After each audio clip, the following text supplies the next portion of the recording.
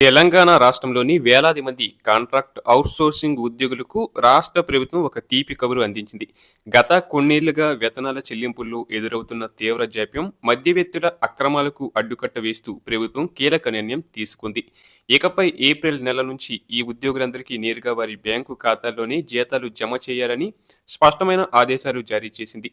సాధారణంగా అవుట్సోర్సింగ్ ఉద్యోగులకు ప్రైవేట్ ఏజెన్సీల ద్వారా వేతనాలు అందుతుంటాయి. దీనివల్ల కమిషన్ల పేరిట కొంత మొత్తం కట్ అవ్వడమే కాకుండా నెలల తరబడి జీతాలు రాక కార్మికులు ఇబ్బందులు పడేవారు. తాజా నిర్ణయంతో మున్సిపాలిటీలు, గురుకులాలు, విద్యా సంస్థలు, ఆరోగ్య శాఖ, మైనారిటీ సంక్షేమ శాఖల్లో పనిచేసే వేలాది మందికి లబ్ధి చేకూరనుంది. నేరుగా ఖాతాల్లో జమ కావడం వల్ల పారదర్శకత పెరుగుతుంది. ప్రభుత్వ శాశ్వత ఉద్యోగులకు ప్రస్తుతం ఏ విధంగానైతే ఇంటిగ్రేటెడ్ ఫైనాన్షియల్ మేనేజ్మెంట్ సిస్టమ్ ద్వారా జీతాలు అందుతున్నాయో అదే విధానాన్ని కాంట్రాక్ట్ సిబ్బందికి కూడా వర్తింప చేయనున్నారు.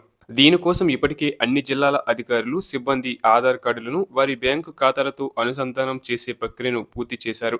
ఉన్నతాధికారులకు ఇందుకు సంబంధించిన డేటాను కూడా పంపడం జరిగింది. ముఖ్యంగా మున్సిపాలిటీల్లో పనిచేసే పరిశుద్ధ కార్మికులు, టెక్నికల్ వర్కర్లు గతంలో అనేక కష్టాలు పడేవారు. స్థానిక పన్నులు వసూలైతేనే జీతాలు ఇస్తామని నిబంధనలతో అధికారులు వారిపై ఒత్తిడి తెచ్చేవారు. టార్గెట్లు పూర్తి కాకపోతే నెలల తరబడి వేతనాలు ఆగిపోయేవి. దీంతో కార్మికులు తమ నిత్యావసరాల కోసం వడ్డీ వ్యాపారులను ఆశ్రయించి అప్పుల పాలయ్యేవారు. ఇప్పుడు ప్రభుత్వం నేరుగా నిధులు విడుదల చేయనుండటంతో పన్నుల వసూలుతో సంబంధం లేకుండా ప్రతి నెల 1వ తేదీని జీతం వచ్చే అవకాశం ఏర్పడింది. నిజంగా ఇది కాంట్రాక్ట్ అవుట్సోర్సింగ్ ఉద్యోగులకు ఒక గొప్ప శుభపరిణామం అనే చెప్పాలి. ప్రభుత్వం తీసుకున్న ఈ నిర్ణయంతో చాలా మంది ఉద్యోగులు హర్షం వ్యక్తం చేస్తున్నారు.